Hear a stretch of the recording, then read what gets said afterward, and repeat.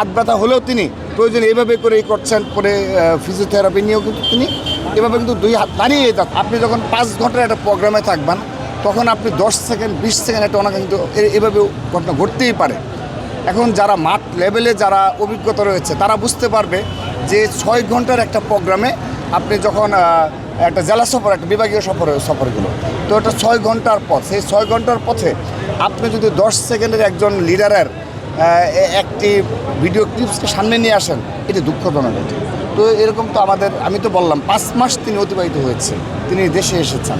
তো এই 5 মাসের ক্ষেত্রে আপনি তো ঘাটাঘাটি করে বের করুন যে আমরা সহ এই দলের শীর্ষ নেতৃত্ব যারা রয়েছে, বিভিন্ন অঙ্গ সহযোগী সংগঠন বলেন, তো তারা সবাই কত সেকেন্ড আর কত মিনিট তার পেছনে এইভাবে দৌড়িয়েছে।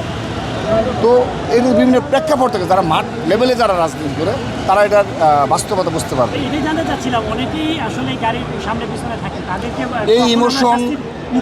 এই ইমোশনটা তো থাকবেই, এটা বাস্তবতা। আমি তো বললাম এটিকে কোনোভাবে রোধ করা সম্ভব যে যখন জেলা সফরে যায় হাজার হাজার সাধারণ জনগণ এবং আমাদের দলের নেতাকর্মী যারা রয়েছে তারা তার পাশে দাঁড়িয়ে থাকে। এখন জনাব তারেক রহমানের পক্ষে কোনোদিন সম্ভব যে 1 লক্ষ লোককে 6 ঘন্টায় কাভার করা? তারপরও তার হাত ব্যথা হয়। আমি তো একদিন গাড়িতে ছিলাম, হাত ব্যথা হলেও তিনি প্রয়োজন এইভাবে করেই করছেন, পরে ফিজিওথেরাপি নিয়েও কিন্তু তিনি এভাবে কিন্তু 2 হাত দাঁড়িয়ে যাচ্ছেন, কারণ জনগণের প্রত্যাশা করে।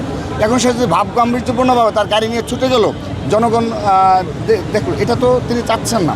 জনগণের সেটা প্রত্যাশা করে না। জনগণ চায় তাদের শীর্ষ, তাদের প্রধানমন্ত্রী তাদের মতো করেই চলাফেরা করবে, তাদের মতো স্বাভাবিক জীবনযাপন করবে, এবং তারা যদি সালাম দেয় সালামের কী করবে। এখন সবাই সালাম দেয়, তো তিনি কি সালাম নেবেন না?